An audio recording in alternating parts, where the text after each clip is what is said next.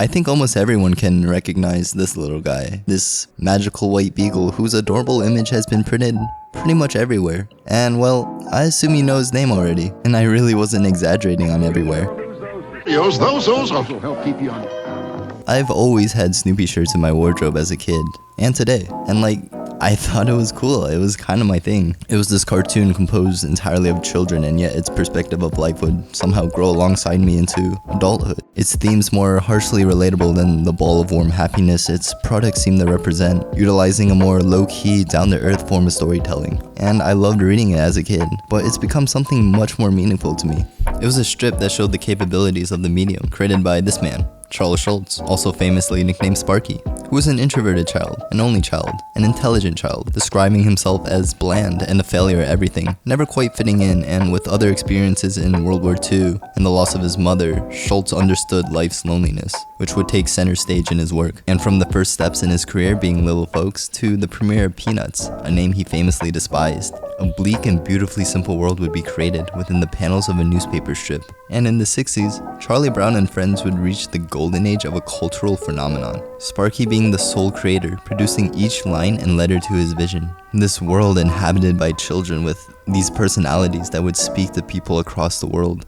And that was one of the things that made Peanuts so simple. It never really seemed to stretch beyond its tiny world. It never had to make a grand statement or even give you a belly laugh. And this simplicity worked because Peanuts didn't really have anything grand to say. The message of Peanuts, as Schulz stated, was that of insecurity, that of common human territory. And in a medium of gags and puns, Peanuts chose to focus on themes of grief, depression, loss, humor with a message, as Schulz would say. And I found a lot of charm in seeing these children with adult issues. Charlie Brown frequently talks about being depressed. Lucy runs a psychiatric stand met with questionable advice. Linus frequently expresses these philosophical ideas while hugging his comfort blanket. And with the comic strip medium, you could get out ideas quick through conversation with characters and jokes to make these issues not so dark. It makes it seem like maybe we take things a little too seriously sometimes. And with all these personalities, there's seemingly unlimited interactions to be had. And the fact that these strips were exclusively kids sort of solidified this idea of a purely childlike perspective. And to be honest, there really isn't a character I relate more to than Charlie Brown, even if it isn't really apparent. And there's something really comforting that among these bigger-than-life heroes, who always seem to win at the end, there was a character who was in the same hole where I usually find myself in. Charlie Brown is constantly failing, losing. He wasn't the winning hero.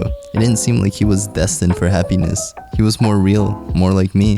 Charlie Brown couldn't seem to attract the little red-haired girl. He was the coach of a losing baseball team. And most famously, he can never quite kick that football. He constantly worries if anyone really likes him, or if he'll find some answer to the endless philosophical, anxiety-inducing questions one may have at night. I guess he just strives to be average. He's the underdog, and a little success and a little recognition is all he wants. It makes the small things, the small victories mean so much more. Reading Peanuts, even when there isn't a punchline, is a really simple reminder that we're not alone. And it's such a simple message, but it really means the world. Peanuts ran for many decades, remaining a favorite among readers, with the introduction of many classics and TV specials. Some of my favorites were It's the Great Pumpkin Charlie Brown All-Stars, and of course the first ever special, A Charlie Brown Christmas, a film I absolutely have to watch around Christmas time. Most of these specials were directed by Bill Melendez, who also provided the voice of Snoopy in Woodstock. And these specials focused on problems from a baseball game and the loyalty of friends, to a friend being diagnosed with cancer, to not being so joyous over a holiday that should be joy-filled,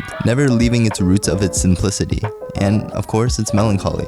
And Peanuts touched millions across the world, inspiring artists such as Bill Watterson and Jim Davis, showing them what the comic strip medium was capable of, or even great filmmakers such as Wes Anderson. And though many say Peanuts ran much farther than its significance, Schulz undeniably created something that proved the possibility of the comic strip. And to me, it proved the possibility of art. Schulz was a man who questioned whether he could be loved, a man who would have trouble saying I love you, who wondered if he could ever really be happy. To me, he showed what it meant to be vulnerable to your work, not through elaborate imagery or a complex narrative, but through humor and simple drawings. My anxieties have anxieties, as Charlie Brown would say, or I dread one day at a time. Charlie Brown is, I think, a little bit like everyone. We all need reassurance that some people really do like us. Charles M. Schultz, or Sparky, died on February 12, 2000 of colon cancer, the day before the final Peanuts strip was published. And Charlie Brown never did kick that football. And it spoke to people like me, because away from all the merchandising and commercialization that Peanuts is known for, there was just a lonely kid trying his best at life each and every day. So I guess this is a thank you to Peanuts and to Sparky for speaking up for the losers and sort of telling me that everything's gonna be okay.